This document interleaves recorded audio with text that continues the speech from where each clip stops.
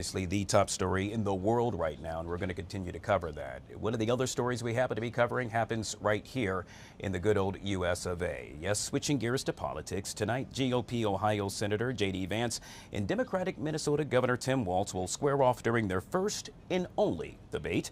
The stakes are high as the Republicans and Democrats race to make their pitch to voters. Meanwhile, as his running mate takes the debate stage, former President Trump is campaigning in Wisconsin today.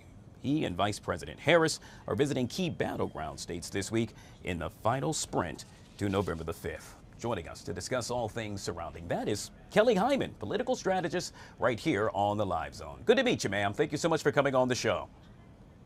Nice to see you. Obviously, we were hoping to speak with you with regard to all things about the debate tonight. We will do so in just a second, but top of mind for a lot of folks happens to be the attack that took place earlier within the last hour on Israel from Iran. Your take on that?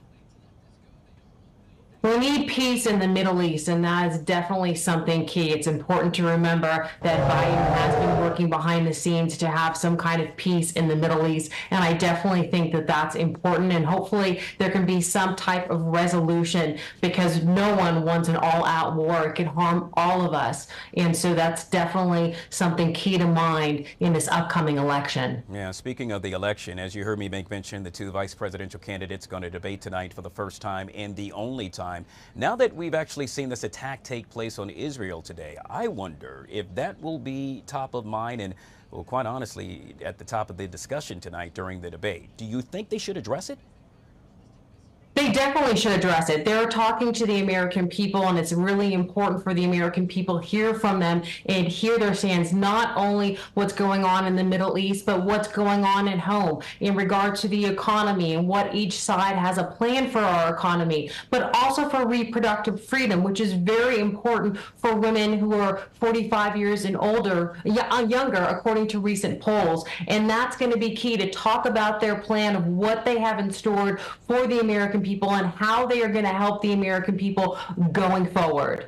Yeah, well, we know that former President Donald Trump happens to be 78 years old, now the oldest man to run for president, which means, quite honestly, ma'am, a lot of folks are going to have their eye on J.D. Vance, thinking if President Trump becomes president yet again, and, well, let's say the worst were to happen, J.D. Vance would be next up. Do you think that will be discussed tonight as well? That's definitely a key issue, and it's really important for people that are going to get out there and vote, and they should, because voting is your fundamental right, and you should get out there and exercise your right. But definitely that's key, especially for women. We have to look at what J.D. Vance has said in the past and continues to say about women, because women will ultimately are going to make the decision on who, in fact, becomes the president of the United States. So they're going to have to look at his policy and what he said and talked about these childless cat women, but also what was discussed in the other debate about what was going on in Ohio. And there was allegations about them eating cats and dogs where the mayor said this is not the case and need to be accountable to the American people because ultimately they are the president of the United States of America for the people. Yeah, Kelly, we know the rules tonight. The debate will be 90 minutes in length, 2 minutes to answer, 2 minutes to respond. Who does this benefit? Well, hopefully it will benefit the American people, but it's really hard to say your whole policy in a 2-minute, but it's also important to remember there's no opening statements, but each side will get a closing statement, and that's their last pitch to the American people, and can tell them what they plan for the future and what they want to plan for the future. But definitely see discussions about economy, immigration is going to be there as well, reproductive freedom, as we discussed earlier, what's going on in the Middle East, and potentially about a lot of the policies that they plan to implement, and maybe any contradictory statements one has made in the past and how they plan to fix that. Yeah, Kelly, we know tonight that two women will serve as moderators. It's no secret that J.D. Vance has, well, let's say, ruffled a number of feathers with regard to his cat lady comment. And so I'm curious, you being a woman yourself, ma'am, do you hope the moderators actually address that?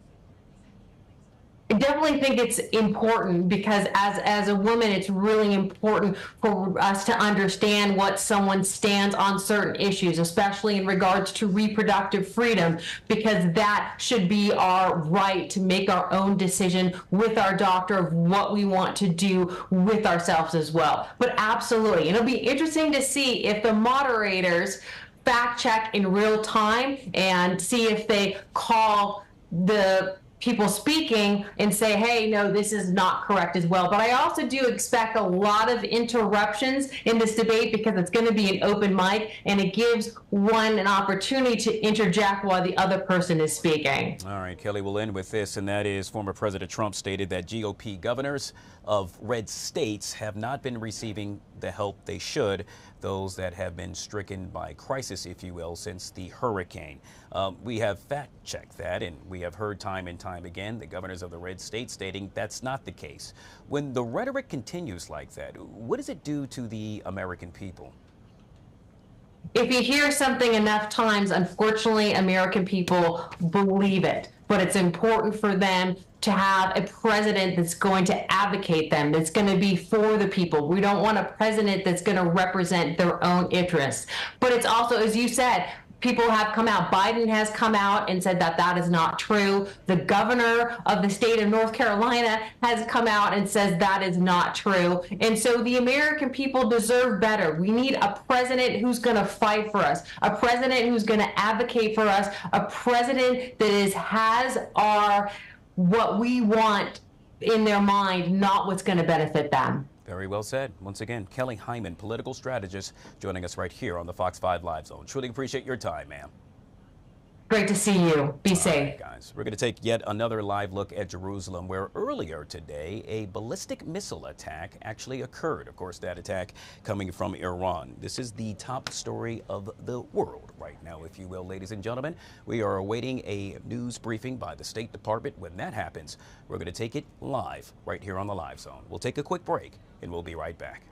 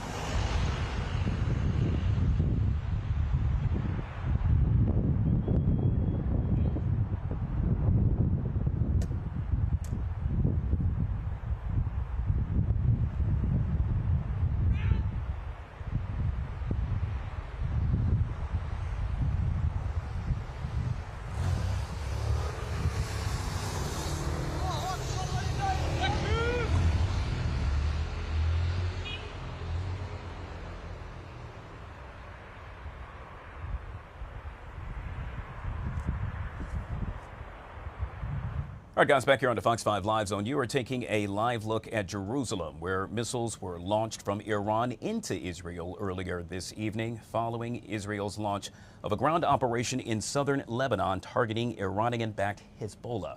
Obviously, this is a fluid story, and we are keeping a close eye on this. I can tell you we are awaiting a press conference from the White House along with the State Department. When that happens, we'll take it live right here on the Live Zone. Meanwhile, if you happen to take a peek at the calendar, you'll quickly realize that we have embarked into the month of October. And during the month of October, it happens to be Domestic Violence Awareness Month. Over in Prince George's County, well, let's say none other than Councilmember Crystal Orietta has spearheaded a new effort to make sure we bring more awareness to the issue, and she's kind enough to join us right here on the Live Zone. Councilmember, always a pleasure to see you, ma'am. Welcome to the show. Thank you so much for having me. Just a quick heads up, if and when the State Department and or White House has a live briefing, I'm going to have to take that. So I want to make sure I get as many questions as I can to you in the meantime. Obviously, this is Domestic Violence Awareness Month, and you have, in essence, spearheaded, well, let's say an initiative that really surrounds no more domestic violence. Tell me all about it. Yeah, so we launched the No More campaign to end domestic violence here in Prince George's County. So it focuses on creating an interactive resource guide that lets people know about shelters, hotlines, all the resources that you would need as a survivor of domestic violence at the touch of their fingertip. It also has an ad campaign where we really arm people with what are the statistics that we see currently, right? We have 1 in 4 women that experience domestic violence, 1 out of 9 men. Over 15 million children are exposed to domestic violence. It costs $8 million in lost wages when we talk about survivors and what their impact. So we have an awareness campaign so that people also even know what does domestic violence look like. And then probably what I'm most proud of is legislation that we are moving forward on the state level. The Healing Scars Act would actually make it mandatory for insurance to cover plastic surgery for domestic violence survivors. As a survivor of domestic violence myself, it inspired me, this legislation. I have scars that I've been left with that there's no way to fix it unless I did plastic surgery. And I know that there's so many survivors that even though they've healed, every time they look in the mirror, they're reminded of what happened to them. Councilmember, not only that, but you all are also providing resources as well. That's what I would say is really somewhat different than what we've seen in the past. Yeah, it is really crucial that we actually provide the resources. What I hear so much is people don't know where to go, and they don't know what resources are actually out there. So part of this is actually having a committee that looks at all the resources that we currently have, make sure that they're accessible, and then figure out where we have gaps so that we can look at where should we be funding and investing more as a county when it comes to direct services for providers. We're also looking at changing the law for restitution for domestic violence survivors so that your abuser could actually pay into some of the lost wages or issues with plastic surgery as well. All right. Once again, Councilmember Crystal Orietta, truly appreciate you joining us right here on the Fox 5 Live Zone. Thank you, ma'am. Thank you. All right, guys, we're going to switch gears back to the top story of the hour. In this case, it is Iran attacking Israel. We know a number of ballistic missiles landed within Tel Aviv along with Jerusalem. We are now getting the response from Israel, and we'll take the feed live right here on the Live Zone. ואנחנו ממשיכים לעקוב אחרי המצב הזה, ובמידה ויהיה כל שינוי בהנחיות, אנחנו נעדכן אתכם בפלטפורמות, ואני אהיה כאן לעדכן אתכם. חדשות 12, האם צה"ל יגיב בקרוב? כמו שאמרתי, לנו יש תוכניות, יש לנו היערכות חזקה מאוד. בהתקפה, אנחנו נקיים הערכת מצב, ואנחנו נפעל במקום ובזמן שנחליט. כאן 11, האם להערכתך אנחנו בפני מלחמה אזורית? שוב אני אומר, אנחנו בפני מלחמה רב-זירתית. All right, obviously a response from Israel with regard to all things surrounding the attack that took place earlier this evening. We know that a number of ballistic missiles were fired into Tel Aviv, Jerusalem, to name a few, interceptors intercepting the majority, if not all, of those missiles happening throughout the last hour or so. The attack, if you will, has since come to an end, and obviously, as you can see, Israel now responding. We're going to see if we can get a translator to get a better understanding of what's being said. We are also going to be joined by Mr. Ari Aramesh for his latest take on the attack as well. We'll take a quick break, and we'll be right back.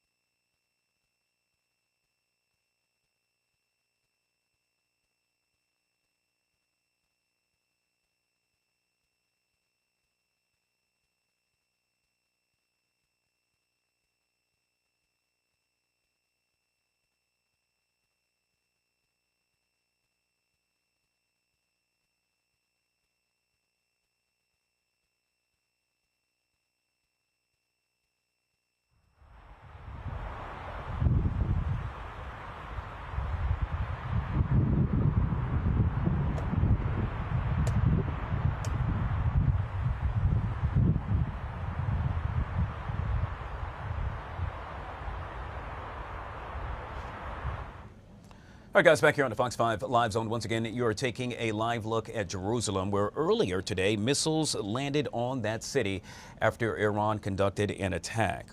All this taking place following Israel's launch of a ground operation in southern Lebanon targeting Iran-backed Hezbollah. We are awaiting several press conferences, one of which happens to be from the White House. That is expected to get underway beginning at 2 p.m. And we are also expecting a press conference from the State Department. I can tell you just minutes ago, Israel responded to the attack, and we're hoping to get better clarity with regard to what was said.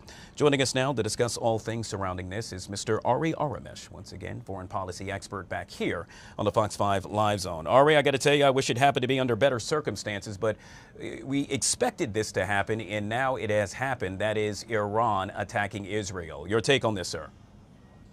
Well, good to see you. Yeah, Iran is now retaliating for what they believe to be Israeli attacks, killing Hassan Nasrallah, the leader of Hezbollah, and a couple weeks ago, or 3 weeks ago, after the inauguration, or on the inauguration day of the Iranian president, they killed Ismail Haniyeh, the Hamas leader, in Tehran. Here's the thing. Israel doesn't retaliate like us, like the U.S. military. Israel will retaliate, and my estimate will be that it will be disproportionate. It will be much harsher than previous retaliations we have seen. This is hitting now the heart of Israel. This is Israel proper. These are ballistic missiles. These are not cruise missiles that are much slower. These are not drones that take hours to reach target. These are ballistic missiles that you have about 10 to 12 minutes warning, and they land. And they have some heavy warheads. I'm not sure how many of these missiles have landed or have had impact in Israel, and I certainly hope there have been no loss of life. But from what I saw on our TV screens, I saw flares going up in the air. Now, when the military uses flares, they're usually looking for something on the ground. And I saw some flares going up. They kept them up there for a few seconds, and then the flares came down. They try to get more clarity and more brightness on the ground on a vast area to see what has been hit, if there are casualties, and so on and so forth. But rest assured, Israel will retaliate, and the U.S. will back it up, regardless of who's in the White House, Democratic or Republican, Joe Biden or Trump or Obama or Bush or Clinton, doesn't matter. The U.S. has an obligation, a responsibility, and a policy of defending the state of Israel. The Israeli war cabinet is quite a hawkish cabinet anyway, regardless of Israel's military doctrine of disproportionate response. This particular Netanyahu war cabinet is quite hawkish. And so there are not going to be that many voices saying in terms of, hey, show restraint. And then at this point, Israel for years now has been calling on the U.S. and the West to deal with the Iranian threat. The Iranian threat being sort of the three prongs of the Iranian threat. Prong one is the proxies, Hezbollah in Lebanon, Hamas in the Palestinian territories and Islamic Jihad, a whole host of proxies in Iraq, from Sha'bi to Qatar to you name it, to Houthis in Yemen. From 2003 to 2011, the Iranian forces, with the help of Hezbollah and help of local Shiites in Iraq, carried out a number of attacks against U.S. forces, from Jaish al-Mahdi or the Mahdi army of Muqtada al-Sadr all the way to Badr brigades.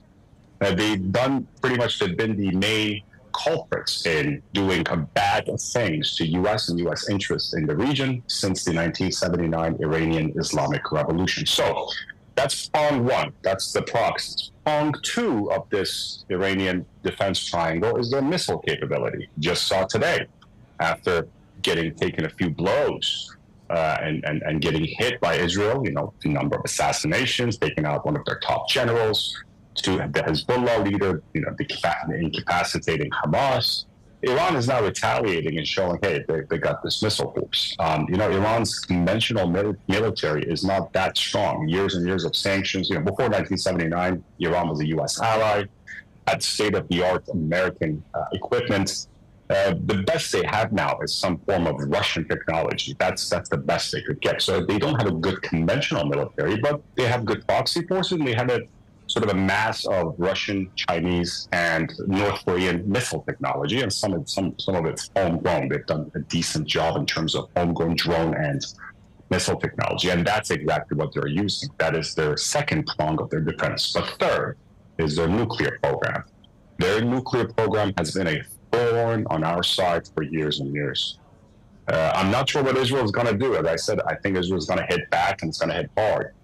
Is Israel going to go after this nuclear program? There are, scattered around Iran. Nuclear program is quite advanced. They are not close to making a bomb yet, but they could if they wanted to. Are they going to go after the supreme leader, Ayatollah Ali Khamenei, who's now in an undisclosed location? He was supposed to give the Friday sermons this Friday, and he hasn't done that in years. The last time I recall Ayatollah Khamenei leading the Friday prayer sermons was in 2020. January 3 to Jan 3rd, 2020, when President Trump ordered the assassination of Major General Qasem Soleimani, perhaps the most powerful man in Iran after Ayatollah Khamenei. He commanded the Islamic Revolutionary Guard Corps' sort of operations outside Iran. He was the guy who organized all these proxies and led all these proxies, and that was a major blow. But Guy, on a policy level, and this has been my beef with my party, the Democratic Party, is that every time we back down in front of Iran, they get more aggressive. For years and years, we tried this policy of appeasement, and it hasn't worked. When both Democratic and Republican administrations have shown a posture of strength, Iran has backed down. Let me give you some examples. In 2013, when President Obama was in office, he organized and orchestrated a global sanctions regime against the regime in Tehran, forced them on their knees to come to the negotiating table. We negotiated a deal, JCPOA, the nuclear program, nuclear deal, and Iran got a lot of sanctions relief. The moment they got a little taste of those petrodollars, their aggression continued in the region. Again, when President Trump ordered the assassination of Qasem Soleimani, Iran launched a bunch of missiles against our base in Ain al-Assad in Iraq. There were no fatalities, but there was some casualty. And Iran, and the U.S. warned Iran, and I'm quoting Lieutenant General Keith Kellogg, at the time he was Vice President Pence's National Security Advisor. He said, they sent a message to Iran saying, if you continue and escalate, we will hit 52 targets, including your presidential compound, including the compound of the Supreme Leader and major IRGC bases. So back off. And they backed off. So the question is this, at this point, that it has escalated, a disproportionate Israeli response, will that deter Iran from intensifying its attacks? How incapacitating will those attacks be by Israel against Iran? And what will be the U.S. role? As you know, President Biden, Vice President Kamala Harris, Chairman of the Joint Chiefs, Chief of Staff General C.Q. Brown, who's an Air Force general. He knows a thing or two about missiles and missile defense. They have met, and General Austin also, Secretary of Defense. And Secretary of Defense Austin has also said that Iran will have to pay severe consequences. We'll have to see, but again, regardless of who's at fault, and there's no doubt in my mind it's the terror proxies in Iran here that have been the aggressors, but my heart goes out to the innocent people of Israel and Iran and everybody else in the region who have to bear the brunt of these aggressive terror-supporting behavior. Once again, we're speaking with Ari Aramesh, foreign policy expert. You are taking a look at what happened earlier today with regard to a strike by Iran on Tel Aviv, Jerusalem, just to name a few. We are expecting a reaction from the White House. That should be happening momentarily. As we await, Ari, I want to pose the question that we know that something similar took place back in April the 13th to be exact. And we know for the most part it was not effective at all by Iran. So yet again, why go down this route when they know it's not working? Right. So that's a very good question. In April, what happened? In April, Israel attacked a Iranian embassy sort of annex in Damascus and took out one of their top IRGC generals. His name escapes me at the moment, but he was one of the top 5 on the IRGC Quds Force external operations branch. That was a big blow to these guys. Not only that, but this hit the Iranian embassy, sort of the soil on Syrian ground. That attack was different because they did not use this many ballistic missiles. They used cruise missiles. They're much slower. Cruise missiles, can be intercepted air to air, and drones. Drones, everybody knows, are much slower. They can be intercepted. But this attack, I don't see any drones and I don't see any cruise missiles. I see ballistic missiles. Ballistic missiles can fly at Mach 11, Mach 12. That's how fast they can go. It's very hard to intercept them air to air, as we did, in April with the help of the U.S. Air Force and U.S. Navy, Jordanians, the French, the British. This sort of these ballistic missiles, you need actual batteries on the ground to intercept them. They're much harder to intercept, and they have much bigger warheads. So this is a much more intensified attack. On the other hand, Iran knows that at the end of the day, it is outmatched, outgunned, outmissiled, outflanked, outpunched by the Israelis, especially when the U.S. gets involved. We have USS, we have the Teddy Roosevelt carrier strike group now in the region. The Abraham Lincoln strike group has left Asia, is on its way to the Arabian Sea, the Persian Gulf area. CENTCOM has beefed up its F-15s, F-16s, and a bunch of A-10s that have gone in. That's close, that's close ground support. A-10 Warthogs, those are not really to shoot down planes. That's for ground support, for infantry support. So we will see. But again, some strategic assets, including bombers and aircraft carriers, have been sent to the region. I just saw a Marine strike group has been on high alert. That's 2,200 Marines to be sent to the region. And again, if you have any loved ones serving in any of our branches of the military, my heart goes out to everybody and thank you for your service. These are going to be tough days. Again, our work is cut out for us in the Middle East. And again, by the way, Guy, I always want to say when in tensions like this is not the most important part of the world. Where, when things like this happen, we keep our eye, we take our eyes off of China and Taiwan and Southeast Asia. And then there's a big war going on in Ukraine with the Russians. This is important, but again, in the next 20, 30, 40, 50 years, the future of the world is decided in the Strait of China and Southeast Asia. And so we are now involved in yet another skirmish. And I'm not saying we shouldn't. We have to respond. We have to protect our assets. We have to protect our interests, and we have to support our allies. But Iran has been a thorn on our side for years now. And again, there's never been a sort of strategic, coherent policy for years and years. Today is President Carter's 100th birthday. President Carter, during his presidency, Iran went through a bloody Islamic revolution. The Shah of Iran, a dictator. They used to say he's the son of a bitch, but he was our son of a bitch. He was toppled. And the government that took over it is the revolutionary Islamic government, a brutal revolutionary government took over it that has been a thorn on our side for 44 years now. And again, you had the hostage crisis, and then after that you had the Iran-Iraq war. You had a lot of skirmishes in Lebanon and so on and so forth. So it's the biggest force of destabilization in the region. And again, while you can force them and threaten them and scare them into inaction, the very core ideology of the Islamic Republic of Iran is one that requires it to be a game, spoiler, and to ruin and sort of to create instability in the region. Again, the next hours are going to be crucial and critical. If anybody knows a thing or two about Netanyahu or the Israeli military doctrine, they're not going to not respond. There will be a retaliation. And again, as I said, I don't think it would be disproportionate. I do not think it would be proportionate.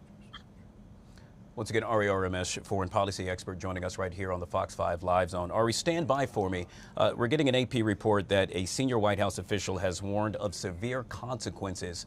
We expect that to be said when the White House press conference gets underway momentarily, and that is due to happen in just about 12 minutes. We'll take that live right here on the Live Zone. In the meantime, I want to introduce you to my next guest. To my understanding, she happens to be the Jewish National Fund USA's communication manager in Israel. Ma'am, welcome to the show. Thank you so much for taking time out. Correct me if I'm wrong, but you were just in a safe house minutes ago as the ballistic missiles rained down. Yeah, it's a safe room inside my apartment. Yeah, for about an hour, me and my kids, we were in there. So where exactly are you, ma'am? What city are you in? So we live right outside of Jerusalem. It's called Beit Shemesh, about 20 minutes south from Jerusalem, about 25, half an hour from Tel Aviv. So right between the two big cities. Obviously, this is something that for quite some time, both the U.S. and Israel expecting. Of course, when it happens, it's a different story. Walk us through your experience, ma'am, the point at which you knew that the missiles would start to fall, and at that point, when you sought refuge within the safe room.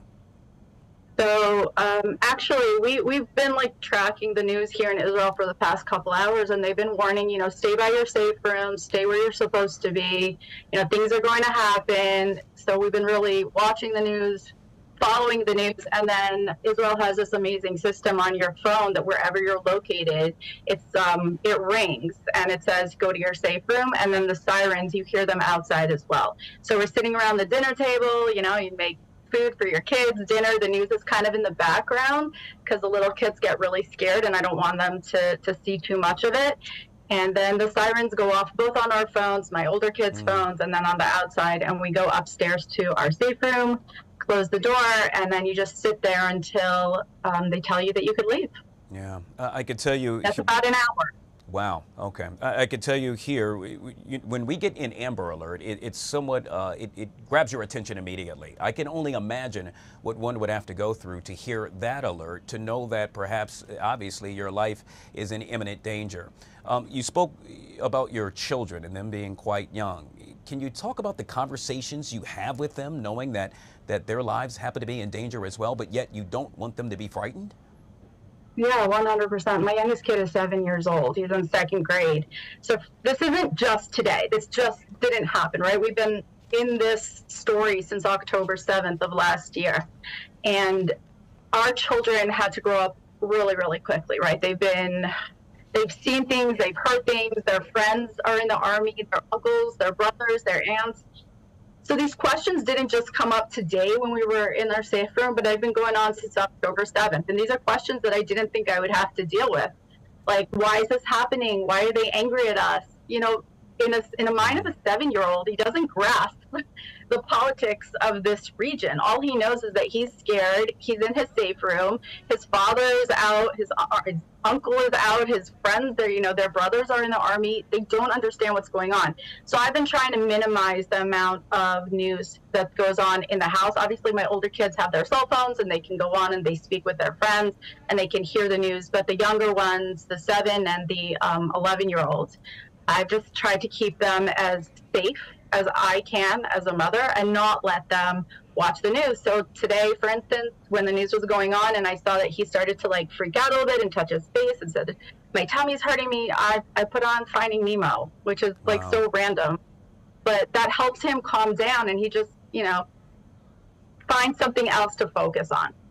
We can only imagine what you and your family happen to be going through as we speak right here on the Live Zone. Ma'am, obviously you made mention of seeking refuge inside of a safe room, and I would imagine you would want to carry on your everyday life, meaning at some point you're going to want to go grocery shopping again. At some point, perhaps you're going to want to go to the mall. How does knowing that at any moment that ballistic missiles can now rain down on you affect your everyday life and carrying out what you need to do? Again, I think the Israelis are tough, right? This isn't our first war. This isn't the first time that these things have happened to us, but I can't tell you that doesn't have an effect on me. You wonder when you get to any like big gathering, you kind of like with your eyes, you gather, okay, where's the safe room?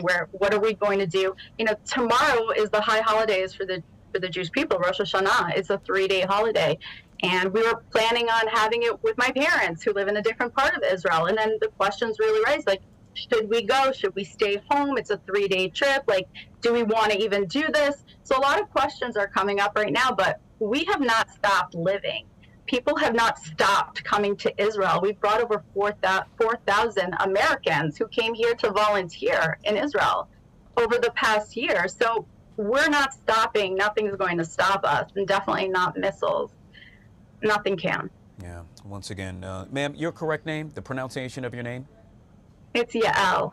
Yael. All right. Once again, we were speaking with Yael right here on the Fox 5 Live Zone. We are awaiting yet again a press conference from both the State Department and the White House when that happens, and it's due to happen in just about 6 minutes or so. We'll make sure we take that live. Yael, I want to go back to you, and if you would, describe what a safe room looks like. I mean, for so many of us here in America, that I can tell you, I have no idea. I mean, what is inside it? What are you able to hear when those ballistic missiles are striking outside of it? And obviously, it being deemed a safe room, exactly how safe is it?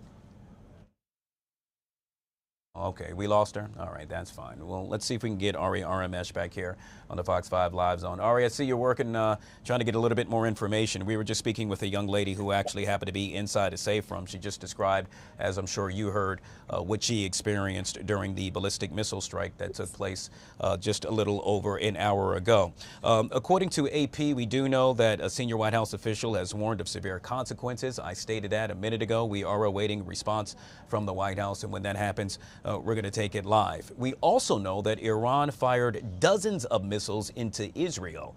Now that we know that, Ari, the question is this a one-time thing? Do you think that they're going to go about to fire more missiles sometime in the near future?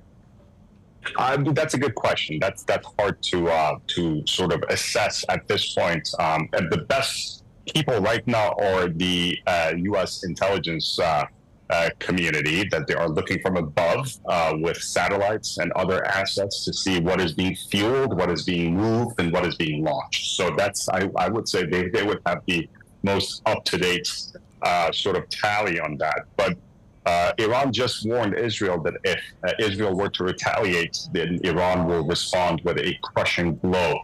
How much of that is saber rattling and just sort of BS, we don't really know. But again, Iran does have 3,000 to 5,000 ballistic missiles. And as you can tell from this estimate itself, or our estimates of their missile capabilities are widely inaccurate. 3,000 to 5,000, that's what 80% sort of inaccuracy, sort of in 3,000 to 5,000. That could be almost double the number of missiles they have. Yeah. They also have a few thousand cruise missiles. No, go ahead, sir. I apologize. Go ahead. They also have a few thousand cruise missiles and drones. But question is this: Iran does not share borders, land borders with Israel. Between Iran and Israel lie Iraq and Syria, the two countries right in between. How wide and how much larger is this response going to be? Is Hezbollah? Hezbollah's sort of been incapacitated, but they're still a potent force. Are they going to launch an attack? We saw some rockets coming from northern Israel, from Hezbollah into Israel just a few minutes ago. But is there going to be a joint Iranian Hezbollah attack to sort of overwhelm the Iron Dome? So more Iranian ballistic missiles with bigger warheads would actually land and have an impact. And secondly, again, as I keep saying, what is going to be Israel's response? We know it's not going to be proportionate. Who are they going to hit? Where are they going to hit? Are they going to go after Iran's nuclear program? Is it going to be a sort of an aerial attack using, fixed-wing air assets, the F-35 and F-15s? Or is it going to be a missile attack? And how involved are the countries in the region going to be? I just saw the Iraqis and the Jordanians shut down their airspace. It's gone. There's nothing is flying. Is Jordan and Saudi, are they going to let their airspace be used by Israeli jets to go bomb Iran and come back? As you know, neither the Jordanians nor the Saudis, there's no love lost between them and Iranians. Ethnic differences, religious differences, most importantly, the government of Saudi and the government of Jordan see the revolutionary government of Iran as the main source of problems in the region. But that doesn't necessarily mean they're going to allow Israeli jets to fly over their airspace. Are they just going to, turn a blind eye to it? We don't know. There is some distance that Israeli jets will have to fly. But again, F-35s are stealth. They may need some refueling along the way. We'll all have to wait and see. But again, the Israeli response is what I'm waiting for, and I'm sort of going to base the rest of the day and the rest of the night and how much wider this is going to get. And then look at Iranian assets around the region. Again, this is Iran. You got the Persian Gulf in the south. Right underneath it, you got the Yemenis, and by the Red Sea, they might launch some missiles against Israel.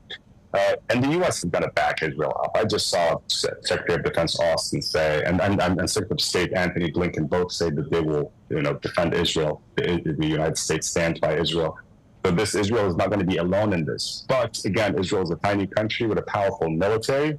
If this is going to be a war on multiple fronts, it's going to be dangerous for everybody. And again, the Israeli reaction to all this is going to probably be forceful enough to say, if there is another wave, you will be hit even much harder. So Israeli retaliation is going to be based on deterrence. If they hit you with a few ballistic missiles, a few dozen or a couple hundred, I don't even know how many they just launched, but let's say a few dozen. And if a few landed, then the Israeli response is going to be pretty forceful to deter another wave. Question is, now you're in a game of chicken. They launch, you launch, they launch more, and then you launch more. So when is this going to stop? Somebody's going to blink. Yeah. Once again, we're speaking with Ari Aramesh, in this case, foreign policy expert, joining us right here on the Live Zone. Let's take a live shot yet again of the White House. I want you all to take a look at this. We're beginning to see a little bit of activity, I can tell you, throughout the past several minutes. Folks beginning to take their seat. We are awaiting, once again, a press briefing by not only the White House, but the State Department as well. Ari, I see you slid back over to your computer, but I wanted to pose this question, and that is, just give me a second here, and that is, with regard to information in briefings, we know that obviously to only be a fly on the wall at the White House right now with regard to the discussion that's going on. This is set to get underway now, and it has yet to do so. Is that because, do you think, obviously, this is a fluid situation and perhaps they're still receiving some additional information? Yeah, and they are talking to their counterparts. I am sure President Biden is interested in having a word or two with Prime Minister Netanyahu. We know that Secretary of Defense Austin has already spoken with his Israeli counterpart, and Blinken has with his counterpart in Israel. So they have to assess the situation, provide guarantees, but always, good friends always ask their friends for restraint. Yes, you want them to respond, you want them to defend themselves, but you also want your friends to show restraint, to always have the moral high ground. So these are going to be, this is history in the making, good or bad. This is history in the making. And you have a country in the region, and a non-Arab country, Iran, with no shared borders with Israel, now launching missiles at Israel. Israel has been in this war since it's going to be a year, just in 6 days, the October 7 attacks. And starting October 8th, Israel has been involved in this war with Hamas in the Gaza Strip, other Palestinian factions in the West Bank, and Hezbollah in Lebanon. And from time to time, they have launched missiles at Israel from Yemen. So we'll see. But again, Tel Aviv is not concerned about U.S. support, but the U.S. is going to try to ask our friends and allies to show some restraint. I don't know how much that's going to work. But again, there are two real schools of thought. Hit them and hit them as hard as you can. or no, show proportionate measures and proportionate and a measured response. I think the Israelis, especially this current war cabinet, thinks no matter what they do, the world is going to blame them anyway. So I think they're going to go head hard. So yeah. All right. Once again, Ari Aramesh, foreign policy expert, joining us right here on the Live Zone. Truly appreciate you, Ari. Thank you so much for your commentary. Once again, we are now just 2 minutes past the top of the hour, 2 o'clock, right here on the Fox 5 Live Zone. We have been following breaking news throughout the entirety of the show, and that is Iran attacking Israel. This taking place just a little over an hour ago. A slew of ballistic missiles raining down on Jerusalem. In Tel Aviv, we are awaiting a White House press conference set to get underway any minute now. And as we await for that to start, we are now joined with Mr. Jeffrey Wells. He is with the National Security Institute and kind enough to join us right here on the Live Zone. Mr. Wells, thank you so much for coming on the show, and welcome, sir. Thank you for having me. All right. Obviously, you heard me make mention of the press conference that's set to get underway any minute now at the White House. As Mr. Aramesh put it, this is history in the making. I'm curious, your take on what you think the White House will have to say. Well, I think they're going to try and put some constraint around this and call for restraint in the region and perhaps even globally. And I have an unfortunate feeling, though, that may fall on deaf ears. I think the opportunity for the U.S. to express its desire, its ability to impress upon our friends in the region to take caution, that window may have closed. All right, and so with that being said, let's just take a flashback, if you will, with regard to what took place today. Obviously, you heard me make mention of the ballistic missiles, which I should also state happen to be the fastest and the most dangerous, to what we know of, that Iran happens to have, raining down on Tel Aviv and Jerusalem. We just spoke moments ago with a young lady who happened to seek refuge inside of a safe house. To know that we were somewhat expecting this, and for this to now happen, we just made mention of what the U.S. will do. The question is, what will Israel do, sir? So, I think this was, as you say, was anticipated. I think that the Israeli cabinet, as well as war minister and ministry, probably assumed that this would be the Iranian response. And if it was me, I'm kind of anticipating that they, that I was thinking Iran was going to do this, and now I actually have justification to take action against Iran directly. I hope that's not what happens, but this could be a reason for the Israelis to go into Iran and take out some of its nuclear capabilities, some of its nuclear facilities, or perhaps continue to weaken it. Certainly with the weakening of Hezbollah, Iran had to do something. It has no friends in the region. But this could be a real turning point for both Israel and Iran, because Iran is backed into a corner at the moment. Once again, we were speaking with Mr. Jeffrey Wells. He is with the National Security Institute and joining us right here on the Fox 5 Live Zone. This as we await a press conference from the White House and the State Department. Of course, once that happens, we're going to take it live right here. Sir, I want you to talk about the difference, if you will, between what took place back in April and what we're seeing now. Obviously, this is bringing back a lot of memories for a number of folks that can recall what took place with regard to the attack on Israel back in April. The difference with regard to what we saw today. So I think back in April, I think it was perhaps a bit of a surprise, but not necessarily one that couldn't be addressed. And I think one that was shared with its, that Israel had shared with its regional partners, that this was probably going to happen. I don't know that everyone was prepared for what happened today. Certainly, the response from both the U.S. and the region, as well as the neighboring countries that provided air defense, we didn't, quite see that response today. And I think that this is kind of Israel beginning to show that it is going to do what it believes is best for its sovereignty and for its people. And they don't necessarily need to communicate everything with its friends and neighbors, and they're not going to sit around and wait for the U.S. to kind of give them permission to defend themselves proactively, as we're seeing. Yeah, but wait, there's more, as they say. In this case, we're going to focus on what's happening. And this is kind of just the beginning of who knows what. Is even looking at the screen. It's a terrible time for everyone in the region, and it's certainly for U.S. interests. This is unfortunate, but we have to kind of think about the Israelis, the Lebanese, the Iranian civilians that are in the area. They're all concerned about their collective security, and meanwhile, you have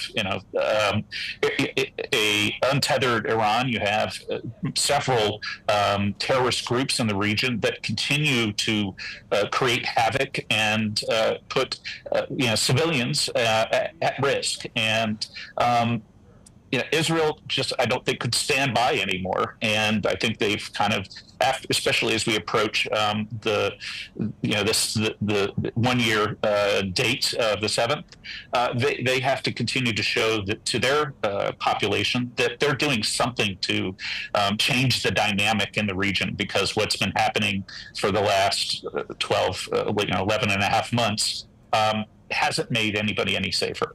Yeah. And so changing the dynamic has to have changed. To your point, filling it on all fronts, of course, obviously what's taking place with a strike by Iran. Of course, we're thinking about Lebanon and obviously Gaza as well. Truly a crisis right now in the Middle East. And with that being said, yet again, as we await the White House to speak and the State Department to speak, the question is, what happens next? Once again, we have been speaking with Mr. Jeffrey Wells, National Security Institute, kind enough to join us right here on the Live Zone. Sir, truly appreciate your time. I appreciate yours as well, and may peace find us all sometime soon. All right, very well said. All right, guys, we're going to take a quick break and we'll be right back.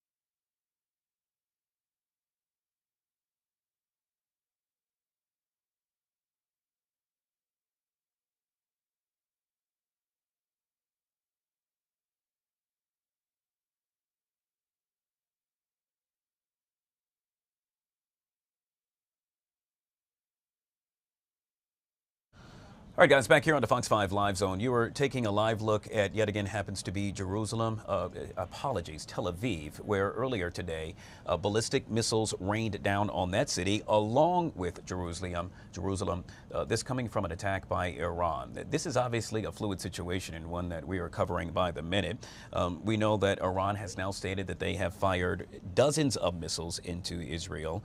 We also know that a senior White House official has stated that there will be severe consequences. We are awaiting a press briefing from the White House, and that was due to happen about 12 minutes ago. Obviously, that has not happened as of yet, as well, we would expect top officials remain inside the war room discussing what will be actually unveiled when they do address the media. We are also awaiting a press conference by the State Department, and that is due to happen in just about 15 minutes or so. We can tell you we have been speaking with a number of experts throughout the show that have told us that, quite honestly, this is something that was really expected and something that they were expecting to happen sometime in the near future. Obviously, it has. Earlier today, we got a chance to speak with a young lady who happened to be holed up inside of a safe room. Think about that, ladies and gentlemen, to know that missiles are raining down on you. In this case, she has several young children. We spoke with her a minute ago. Take a look at what she had to say. I want to introduce you to my next guest. To my understanding, she happens to be the Jewish National Fund USA's communication manager in Israel. Ma'am, welcome to the show. Thank you so much for taking time out. Correct me if I'm wrong, but you were just in a safe house minutes ago as the ballistic missiles rained down. Yeah, it's a safe room inside my apartment. Yeah, for about an hour, me and my kids, we were in there. So where exactly are you, ma'am? What city are you in? So we live right outside of Jerusalem. It's called Beit Shemesh, about 20 minutes south from Jerusalem, about 25, half an hour from Tel Aviv. So right between the two big cities. Obviously, this is something that for quite some time, both the U.S. and Israel expecting. Of course, when it happens, it's a different story. Walk us through your experience, ma'am, the point at which you knew that the missiles would start to fall, and at that point, when you sought refuge within the safe room.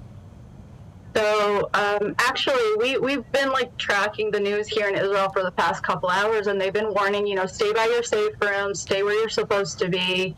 Things are going to happen. So we've been really watching the news, following the news, and then Israel has this amazing system on your phone that wherever you're located, it rings and it says go to your safe room, and then the sirens, you hear them outside as well. So we're sitting around the dinner table, you make food for your kids, dinner, the news is kind of in the background because the little kids get really scared and I don't want them to see too much of it. And then the sirens go off both on our phones, my older kids' phones, and then on the outside, and we go upstairs to our safe room, close the door, and then you just sit there until they tell you that you could leave. Yeah, I could tell you. That's about an hour. Wow. Okay. I can tell you here, when we get an Amber Alert, it's somewhat, it grabs your attention immediately. I can only imagine what one would have to go through to hear that alert, to know that perhaps, obviously, your life is in imminent danger. You spoke about your children and them being quite young. Can you talk about the conversations you have with them, knowing that their lives happen to be in danger as well, but yet you don't want them to be frightened? Yeah, 100%. My youngest kid is 7 years old. He's in second grade. So this isn't just today. This just didn't happen, right? We've been in this story since October 7th of last year. And our children had to grow up really, really quickly, right? They've seen things, they've heard things. Their friends are in the army, their uncles, their brothers, their aunts. So these questions didn't just come up today when we were in our safe room, but they've been going on since October 7th. And these are questions that I didn't think I would have to deal with.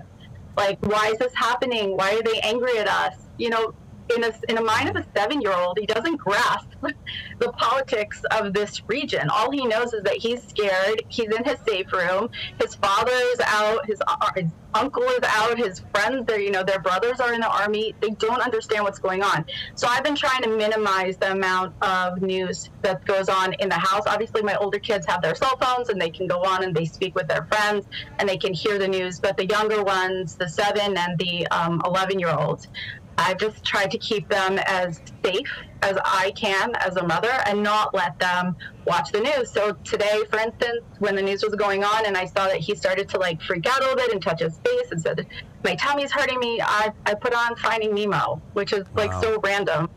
But that helps him calm down and he just, find something else to focus on.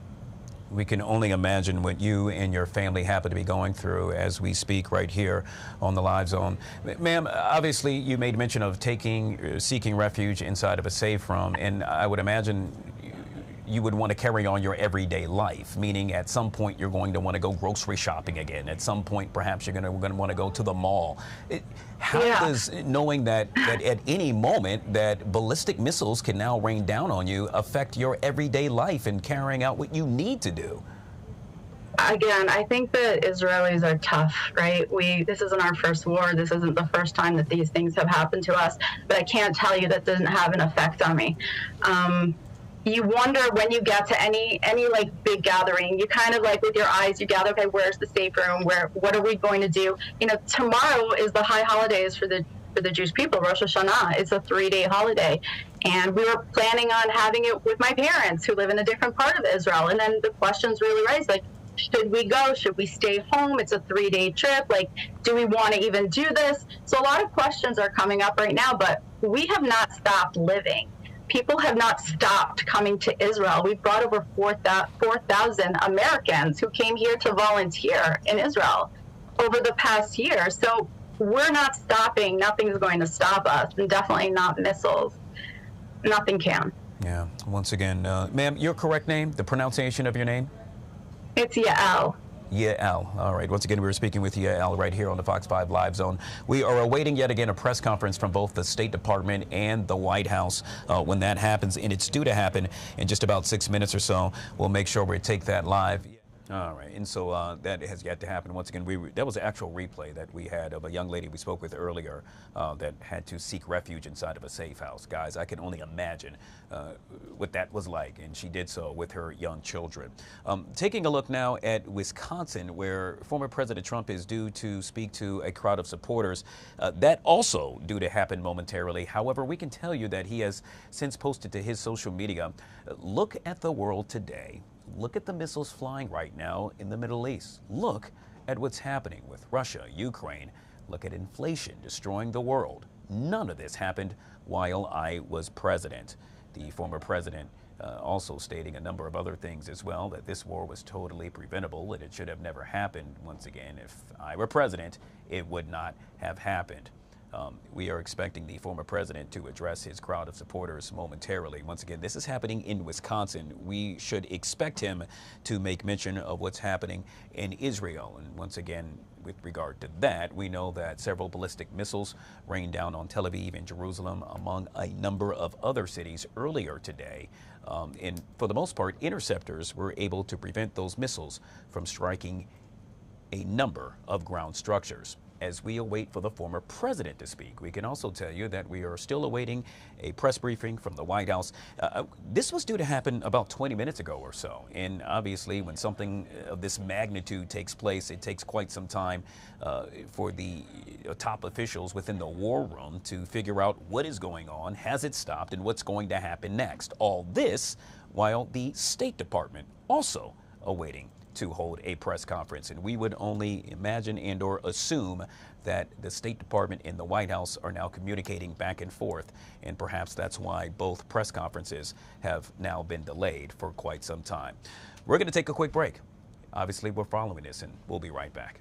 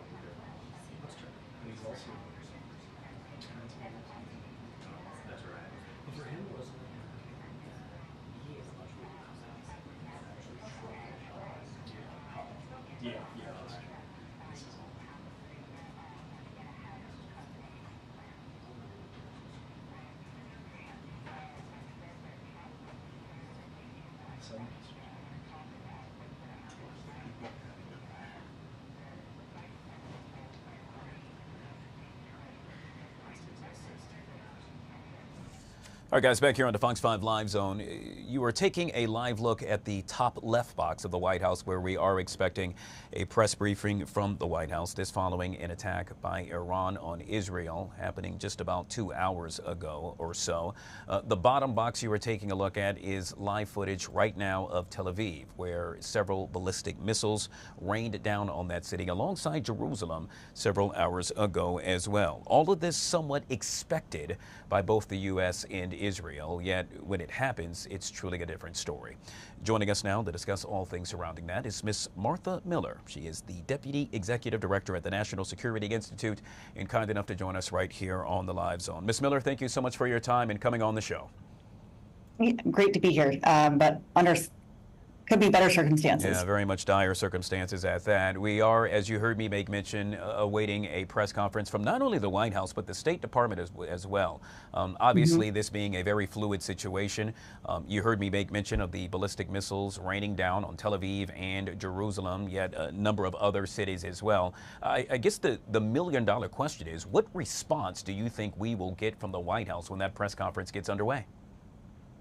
Well, I think you will hear some very stark language coming from the White House, from the spokesperson, both the State Department and the White House. And look, I mean, there are going to be consequences for Iran. It's great that, thank goodness Israel has Iron Dome, but that's not a perfect system. We are committed to Israel's security, and I think that the president will reiterate that. And we did deploy additional air defenses just the other day to the region. So I think I think we were anticipating this just based on the events that unfolded over the weekend. So to a certain extent, it's not terribly surprising, but this is certainly relatively unprecedented. Yeah, as if the Israelis didn't already have enough to handle. I'm thinking about what's taking place in Lebanon. I'm thinking about what's taking place in Gaza. Now, obviously, this taking place today, being spearheaded by Iran. With all of that being said, it is truly a dismal time in that region. Overall, what do you think is going to happen? It's a dismal time in that region, but, really this has been building for many years. And I think in a way, what Iran is doing today is really underscores who the true master of these problems is, and it's Iran. And a lot of people have avoided this by talking about their proxies, Hamas, Hezbollah. But you really hear very little about Iran because they're actually the puppet master behind these proxies.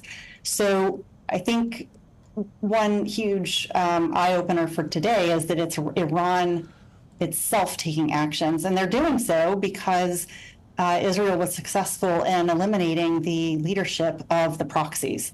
And so it actually required Iran to finally come out from the shadows. There will be, I'm sure there's already a lot of criticism of Israel's tactics in the recent days, but I think in the end, it's a little better for the United States and our allies to understand who is really behind this, and because that makes it easier to deal with when and it's very clear to everyone who is truly leading this effort. Yeah. So let's go back, if you will, and I have been discussing this with a number of our analysts that have joined us today, and that is, let's revert back to what took place back in April. For so many folks that aren't well versed with regard to what happened, I'm hoping you can talk about the difference between the two with regard to what took place in April and what just happened today in Tel Aviv and Jerusalem. I think, yeah, that's true. I mean, what's different today, I think, is that Iran is being more aggressive. I think in April is a bit of a test of the waters, and this time it seems to be more aggressive. April was pretty aggressive. Don't get me wrong, but I think I think they are trying to signal that, hey, you've really undercut our proxies. And so they're trying to show that they won't stand for that. But at the end of the day, this is a major escalation, and this is an escalation that goes far beyond going after what some people might call, guerrilla organizations, certainly terrorist organizations. Yeah. Once again, we're speaking with Ms. Martha Miller. She is the Deputy Executive Director at the National Security Institute, joining us right here on the Fox 5 Live Zone. Ma'am, you touched on this earlier, and that happens to be retaliation. Obviously, we are expecting Israel to retaliate at some point in time. I guess the question that should be posed is, what does history show? How long does that typically take for that to happen? That's a great question. I'm not sure I have an answer for you, but I think Israel has demonstrated a pretty clear sense of determination at this point. I think what has happened since October 7th of last year is that, Israel has rightly so felt very cornered.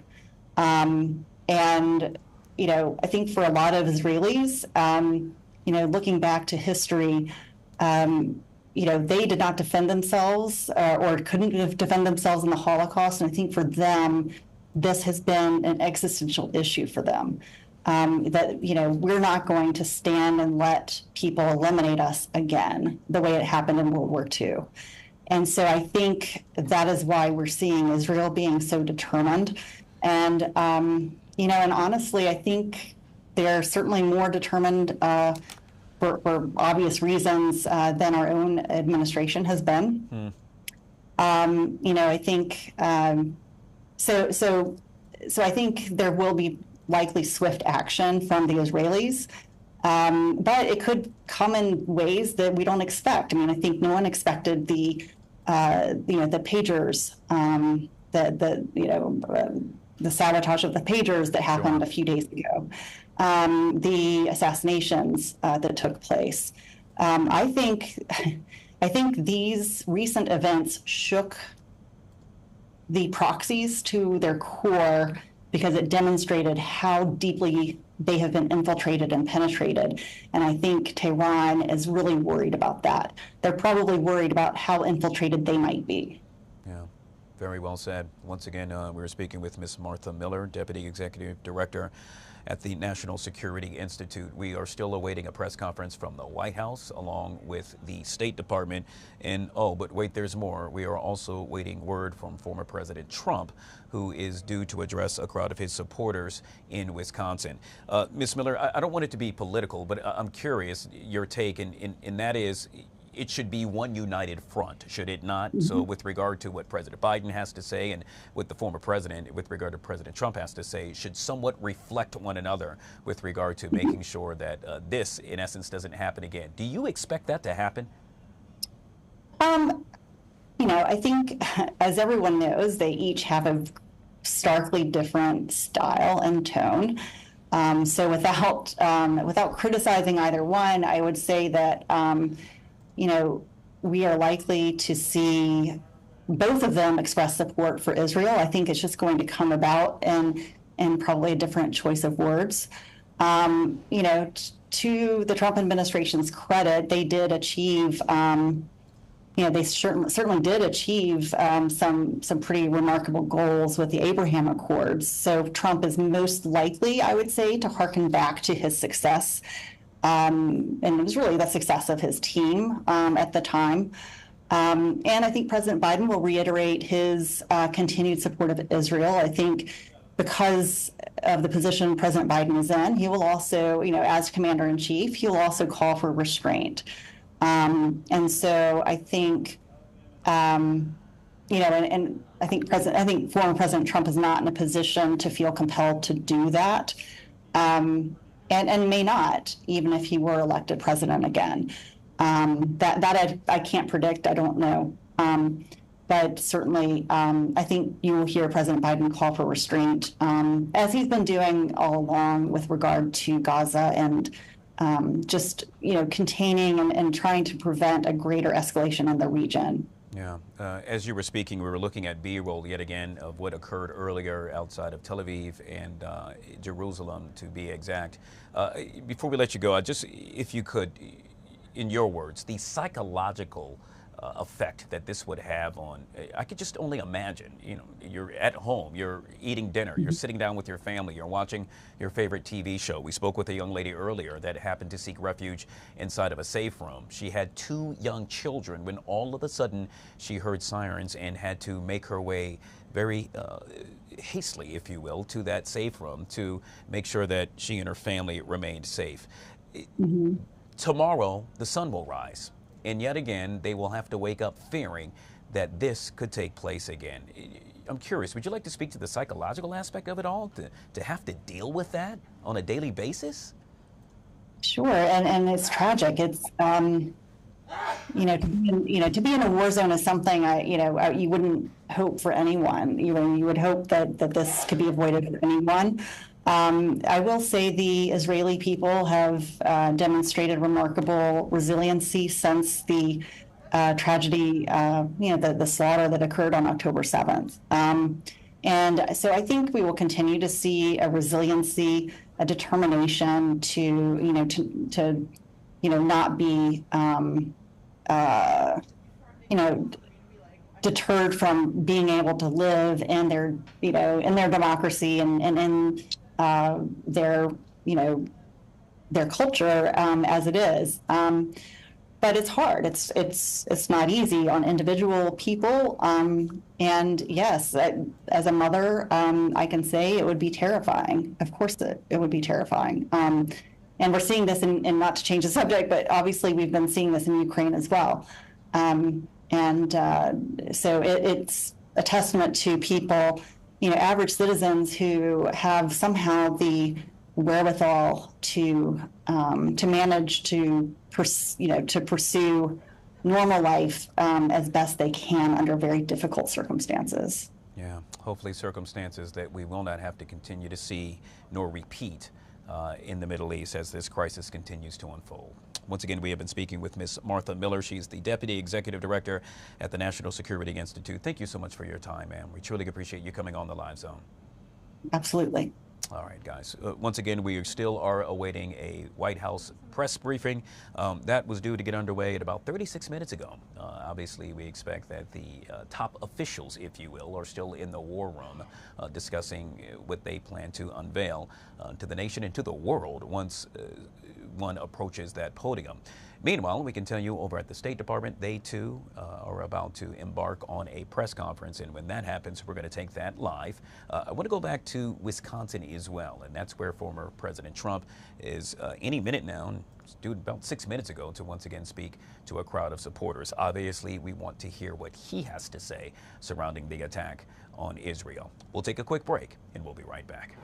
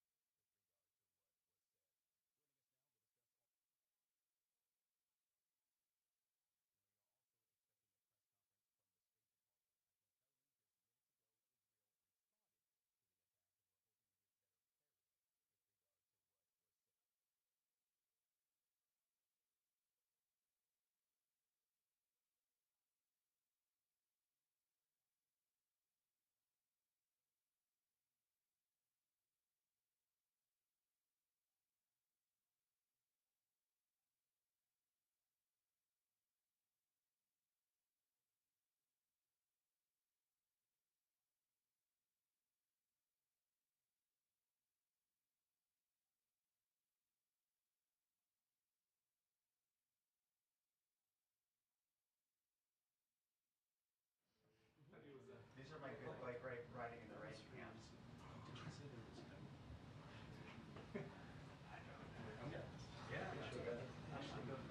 Oh, yeah, yeah. Sure.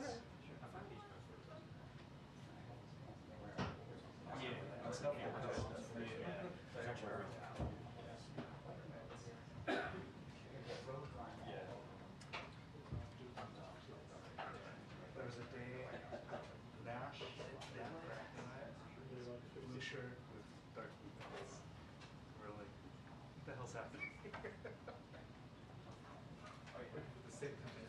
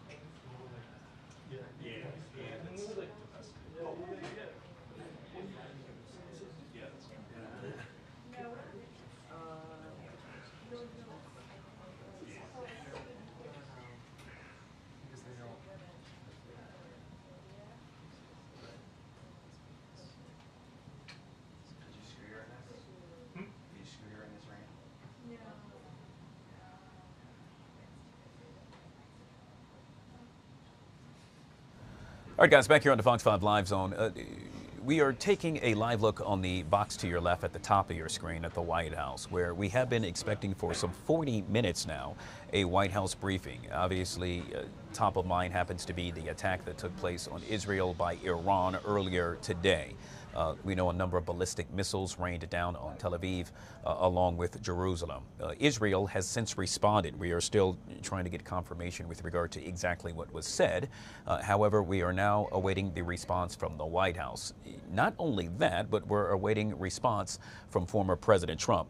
As you can see, it appears to be some activity now taking place there. I can tell you about 5 minutes ago, the majority of folks attending that rally happened to be sitting down. We know that they were all told, in essence, to stand, which means we are anticipating the arrival of the former president. He will likely address what also took place in Israel. We know that he did so via social media earlier today. As you can see it's right there on your screen. Look at the world today. Look at the missiles flying right now in the Middle East. Look at what's happening with Russia, Ukraine. Look at inflation destroying the world. None of this happened while I was president. The former president also stating that this war was totally preventable. It should have never happened, stating if I were president, it would not have happened. We can tell that a gentleman, let's go ahead and pull that up, as you can see, has now approached the podium where the former president is expected to make several remarks. Let's go up to the State Department as well. We see a little bit of activity there. I can tell you just a minute ago, we didn't see anyone moving. And so yet again, when folks begin to move, we know that the press conference should get underway shortly. Recapping what happened earlier today, that is ballistic missiles raining down on not only Tel Aviv, but Jerusalem. We got a chance to speak earlier with a young lady who described what it is to be in a war zone and what she and her family had to do when those missiles began to rain down on those several cities. We also know that inceptors, if you will, were able to really prevent a number of those missiles from actually raining down on the buildings on the ground, which obviously is great news, amazing news. The question is, will this happen again? Is this something that Iran will repeat? Is this the only time that we will see this? Obviously, this happening quite some time ago, back in April as well. The difference between what happened in April and what occurred today is the amount of missiles that Iran happened to unleash on Israel. And you're taking a look right there, video earlier of that just happening. Let's go back to Wisconsin, where yet again we are waiting the former president to make his way to the podium. It's going to be interesting to hear what he has to say. Obviously, he was very adamant to make sure he let the world know how he felt about it via social media. And so when he comes to that podium, which should be any minute now, we should expect him to immediately begin to speak about what took place in Israel. We're going to reset. We're going to take a 2-minute break, and when we come back, hopefully we'll have the former president and/or the latest update from the White House as we await a press briefing from there as well. You're watching The Live Zone.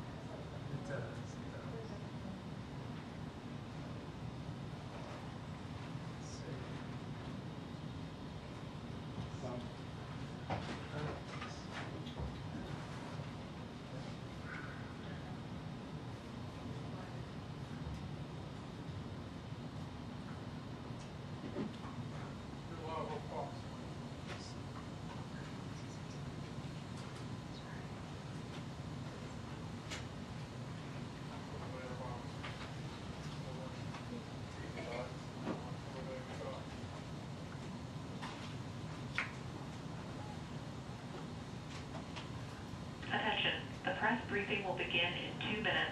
The press briefing will begin in 2 minutes.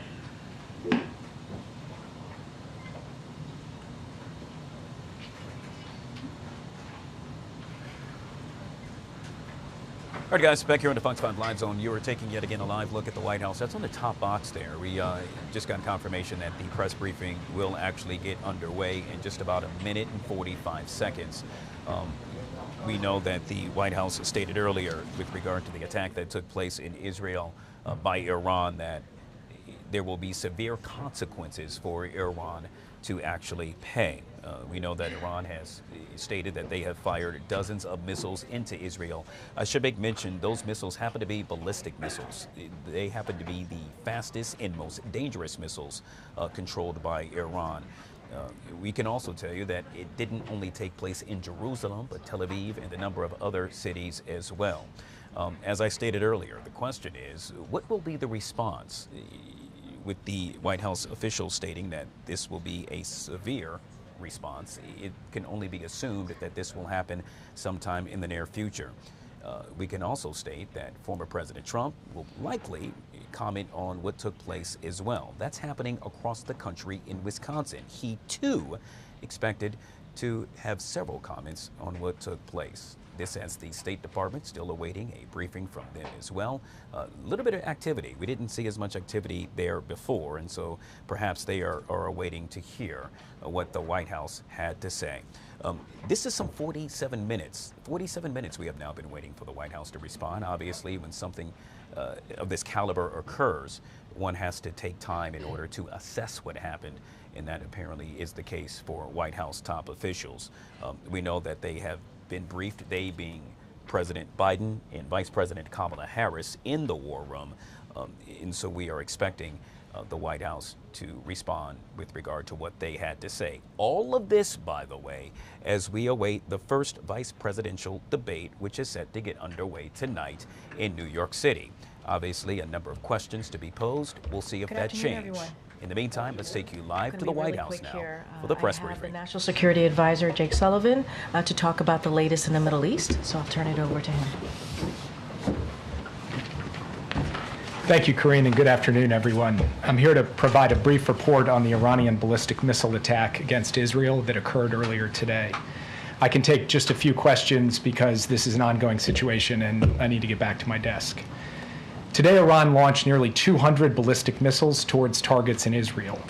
The United States military coordinated closely with the Israeli Defense Forces to help defend Israel against this attack.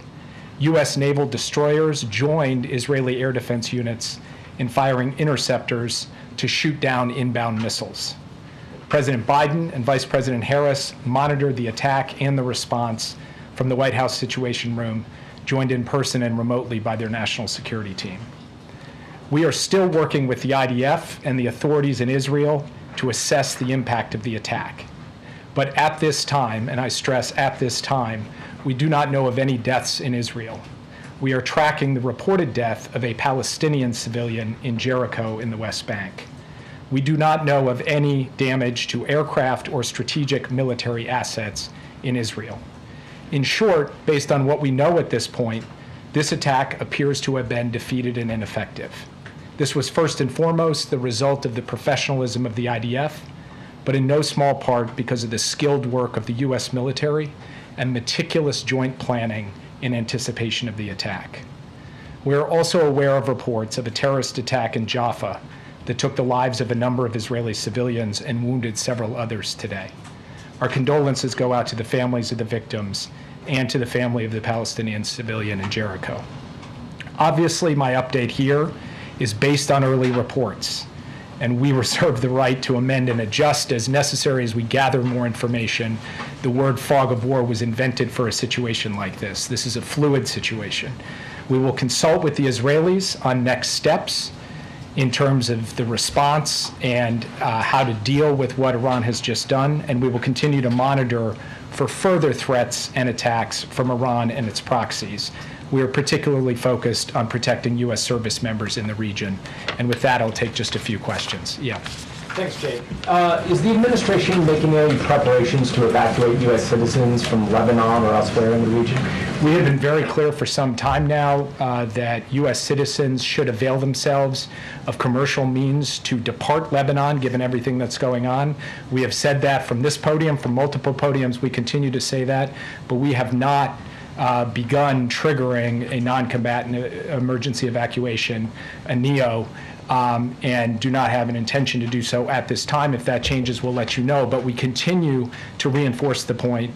American citizens in Lebanon should follow the guidance from the State Department, which is to find civilian commercial means to depart, because in extremis, we may not be able to get them out safely. Yes. Thanks, Jake. What is the U.S. view on whether Israel should retaliate, and what is your concern about this leading to a wider escalation of war in the region? We've had some initial discussions with the Israelis in the aftermath of this at the military level and also at the White House to Prime Minister's office level. We'll continue those conversations in the hours ahead. I'm not going to prejudge or get ahead of anything. We want to have some deep consultations with the Israelis, and I'll have more to report to you after we get the opportunity for deeper discussions. And escalation in the region? Obviously, this is a significant escalation by Iran, a significant event, and it is equally significant that we were able to step up with Israel and create a situation in which no one was killed in this attack in Israel, so far as we know at this time. We are now going to look at what the appropriate next steps are to secure, first and foremost, American interests, and then to promote stability to the maximum extent possible as we go forward. Yeah. Back in April, the president's message to Israel was to take the win when the U.S. and Israel were able to intercept the barrage of Iranian missiles. Is he recommending a similarly limited response this time? I will not, from this podium, share the president's recommendations. He will have the opportunity to share them directly. We're going to have, as I said, ongoing consultations with the Israelis this afternoon, this evening. It is too early for me to tell you anything publicly in terms of our assessment or in terms of what our expectations are of the Israelis or the advice that we will give them. So will he be speaking to Prime Minister Netanyahu today? I don't have anything to announce from this podium, but I can tell you that he is tracking this minute by minute. We are very much deeply in touch with the Israelis, and insofar as we have calls to read out, we'll make sure to read them out with you. Just last question, then I'll turn it over. Thank you, Jake. In April, after Iran struck Israel, the U.S. issued a number of sanctions as a consequence. This morning, the president said there would be severe consequences if Iran carried out this attack. what are those consequences, and are they more severe than sanctions? Totally legitimate question, and that answer will come based on the conversations and consultations we have with our Israeli counterparts. It's too soon for me to stand before you today and give you an answer. What I can tell you is this. We are proud of the actions that we've taken alongside Israel to protect and defend Israel. We have made clear that there will be consequences, severe consequences for this attack, and we will work with Israel to make that the case. Thank you very much. Thank you. Thank you, Jake. Thank you, Jake. Okay, on to the rest of the programming here. This morning, President Biden was briefed by his Homeland Security Advisor, Liz Sherwood Randall, on the latest. All right, that's the latest from the White House with regard to the attack that took place on Israel earlier today. White House stating that this is a significant escalation by Iran. With regard to the attack itself, making mention of the ballistic missiles that rained on Israel, they were defeated and non-effective. That, according to the White House. We also know that no deaths occurred in Israel. In that they will continue to consult with the Israelis to determine what the next steps will be. Specifically, those steps will be in the interests of Americans. We're going to take a quick break and we'll be right back.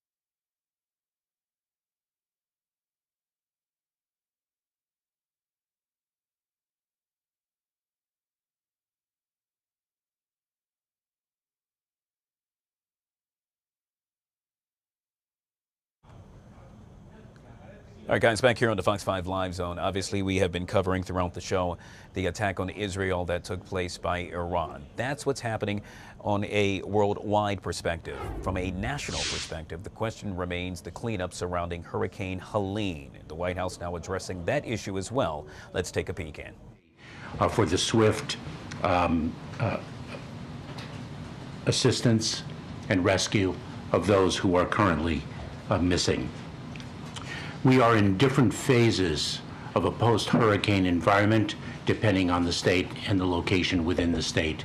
In some areas, we are still in search and recovery, search and rescue operations. In others, we are in fact in the response and recovery phase. I thought I would give you some of the latest statistics based on the briefing that I received. And I should say that these numbers are, as you can all well understand, quite dynamic and fluid. They change minute by minute and hour by hour. But just as devastating as the hurricane has been, the response of federal, state, and local authorities has been extraordinary. We have more than 2,000 federal personnel dedicated to this effort. On the ground, we have more than 1,200 urban search and rescue personnel. FEMA staff deployed, over 1,200.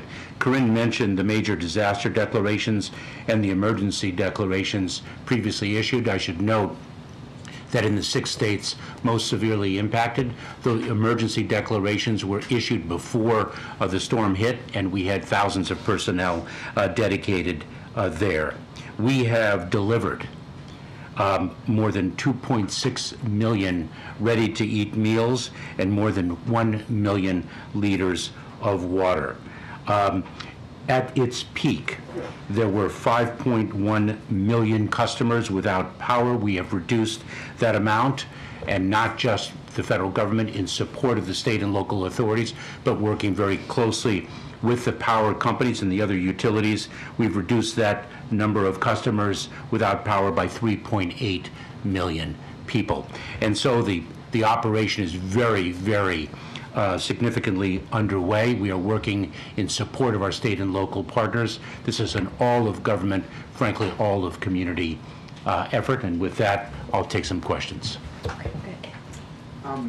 With regards to how many were unaccounted for, yesterday Liz said about 600 were unaccounted for. Do you have an updated number on that? We do not have an update, but that work is still underway. And I know, for example, within the Department of Homeland Security, the Coast Guard has recently rescued approximately 21 people through their patrols. And there was also discussion yesterday on whether resources may have been better pre-positioned in other parts of the country. There were many assets in the Big Bend region of Florida, some in North Carolina, but should the government have pre-positioned more in the North Carolina area? Well, we actually pre-positioned our personnel. All right, guys, once again, all things with regard to the damage that happened as a result of Hurricane Helene, the White House speaking on that, and we will continue to monitor that throughout the afternoon right here at Fox 5. That just about does it for us. Got about 10 seconds left until the DMV's on. On behalf of my producer, Emmy, I'm Guy Lambert. Truly appreciate you watching the Fox 5 Live Zone today as we had all things with regard to the attack on Israel. We'll see you back here tomorrow at 1 o'clock on the Live Zone.